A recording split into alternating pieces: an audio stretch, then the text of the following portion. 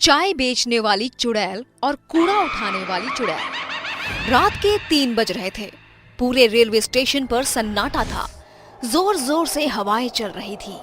तभी railway station पर एक ट्रेन आकर रुकती है, जिसमें कई सारे पैसेंजर अंदर बैठे होते हैं, लेकिन कोई भी आदमी उस ट्रेन से बाहर नहीं उतरता। सभी लोग अपनी खिड़कियां बंद कर लेते हैं कि तभी अंदर से एक औरत अपने पति से कहती है, सुनिए जी, इस स्टेशन पर कोई उतर नहीं रहा। ट्रेन आगे क्यों नहीं बढ़ रही और सबने अपनी खिड़कियां क्यों बंद कर ली? कितनी गर्मी हो रही है, ऐसे तो मेरा दम घुट जाएगा। उसकी बात सुनकर तभी एक बूढ़ा आदमी कहता है, चुप करो, कुछ मत कहो। अगर अपनी और हमारी जान की सलामती चाहती हो तो भगवान के लिए चुप रहो। वो दोनों चुड़ैल बाहर ही हैं अभी। तभी उनके आगे वाले वीआईपी डब्बे में एक परिवार होता है जो नैनीताल से अपने गांव सहारनपुर जा रहा होता है। लेकिन एक राघव नाम का लड़का, मैंने पहली बार किसी स्टेशन पर इतना सन्नाटा देखा है। राघव को वहाँ एक कूड़ा उठाने वाली और एक चाय बेचने वाली के अलावा और कोई नहीं दिखता। तभी उसके पास चाय वाली औरत आती है। चाय, गरम चाय वाली, चाय गरम, चाय वाली साहब, गर्मा गर्म चाय ले लो। चाय अरे सुनो, कितने की चाय है? साहब, केवल 10 रुपए की। ऐसी चाय आपने कहीं नहीं पी होगी। राघव अपनी खिड़की से हाथ निकालकर उस औरत से चाय लेने लगता है, लेकिन वो औरत राघव का हाथ पकड़ लेती है और देखते ही देखते वो एक भयानक चुड़ैल बन जाती है। चुड़ैल, हे भगवान, ये चुड़ैल कहाँ से आ गई? बचाओ, अरे मुझे कोई बचाओ। चुड़ैल राघव का हाथ काट देती है, जिसके बाद कूड़ा उठाने वाली चुड़ैल उसकी मुंडी काटकर अपने बोरे में डाल लेती है। नहीं छोड़ूंगी, किसी को भी नहीं छोड़ूंगी, सबके सब मरेंगे। राघव के चिल्लाने की आवाज सुनकर डब्बे के सभी लोग जाग जाते हैं और ट्रेन के सभी पैसेंजर बहुत डर जाते हैं। और ट्रेन के चलने के बाद वो बूढ़ा आदमी उस औरत को बताता है, ये कुछ महीने पहले की बात है। संबलपुर गांव से 2 बहनें रीता और सीता शहर जा रही होती हैं। वो दोनों ट्रेन में बैठ जाती हैं, जिसके बाद ट्रेन चलने लगती है। तभी रीता सीता से कहती है, बहन, अगर चाचा ने हमें अपने घर में नहीं रखा तो हम इतने बड़े शहर में क्या करेंगे?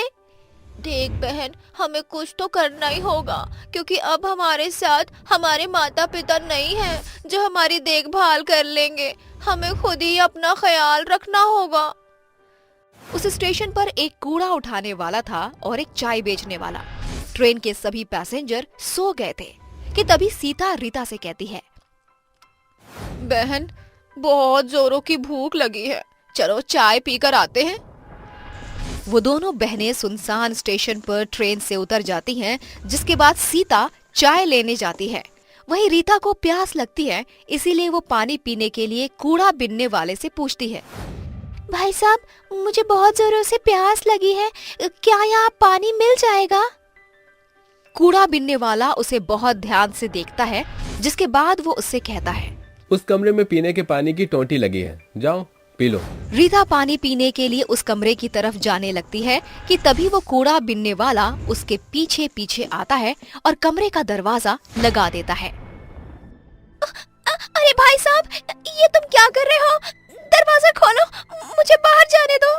ऐसे कैसे जाने दूं? पहले वो काम तो कर दूं जिसके मुझे पैसे मिले हैं। क्या चाहते हो तुम? साफ साफ बोलो। रीता बहुत डर जाती है। इतने में वो आदमी एक खंजर निकालता है और उसके दोनों हाथ और उसकी मुंडी काट देता है। रीता वहीं मर जाती है। उसे मारने के बाद वो आदमी चाय वाले के पास जाता है। जब सीता कूड़े बिनने वाले के हाथ में खून से लथपथ खंजर देखती है तो वो डर जाती है, लेकिन तभी पीछे से चाय वाला उसका मुंह दबाकर उसे वहीं ले जाता है जहां उसने उसकी बहन रीता को मारा था। ये तुम क्या क्या कर रहे हो? तुमने मेरी बहन को मार दिया। सीता कुछ कहती इससे पहले उस आदमी ने उसके दोनों हाथ और उसकी मुंडी काट दी। उस दिन दोनों बहनें मर जाती हैं।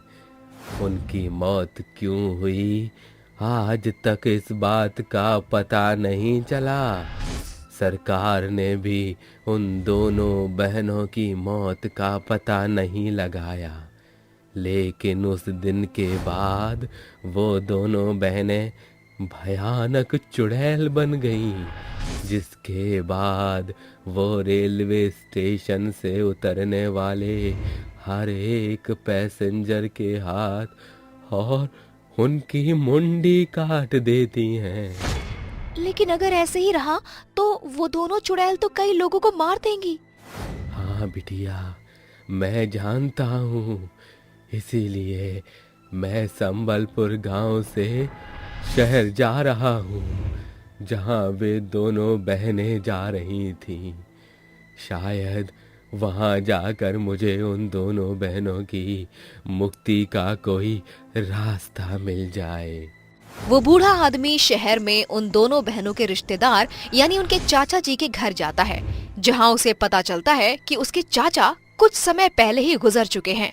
तभी रीता सीता की चाची उर्मिला उस बूढ़े आदमी से कहती हैं, बाबा, मैं ज्यादा कुछ नहीं जानती, लेकिन अपने पति को हमेशा किसी बात को लेकर परेशान देखा करती थी और मरते समय उनकी जेब से ये एड्रेस मिला था मुझे, शायद आपके किसी काम आ जाए।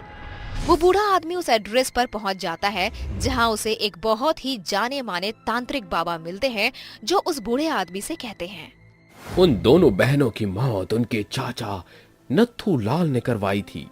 वो चाहते थे कि उनके मरने के बाद गांव की सारी जमीन वो हड़प ले, लेकिन उन दोनों बहनों की मौत के बाद वो दोनों चुड़ैल बन गईं और नत्थूलाल को रेलवे स्टेशन की कहानी पता चली तो उसे डर के मारे हार्ट अटैक आ गया। बाबा, मेरी मदद करो उन दोनों बहनों को मुक्ति दिलाने में। उन्हें मुक्ति नहीं मिली तो वो ऐसे ही सबको मारती रहेंगी। वो बूढ़ा आदमी तांत्रिक बाबा को रेलवे स्टेशन लेकर जाता है और जैसे ही रात के 3 बजते हैं, वो दोनों चुड़ैल सामने आती हैं और जोर जोर से हंसने लगती हैं। चले जाओ यहाँ से, ये रेलवे स्टेशन मेरा है, मैं सबको मार दूंगी। हम तो तुम्हें केवल यहाँ तुम्हारी मौत का कारण बताने आए थे। क्या? हमारी मौत का कारण? तांत्रिक उन दोनों को उनकी मौत का कारण बताता है, जिसे सुनकर वो दोनों रोने लगती हैं। तभी तांत्रिक बाबा उसके चाचा नाथूलाल की आत्मा को बुलाते हैं और इसके बाद नाथूलाल गिड़गिड़ाते हुए दोनों चुड़ैलों से माफी मांगता है। बिटिया, हमका माफ कर दो, हमसे बहुत बड़ी गलती हो गई। मुझे अपनी गलती का बहुत पछतावा है।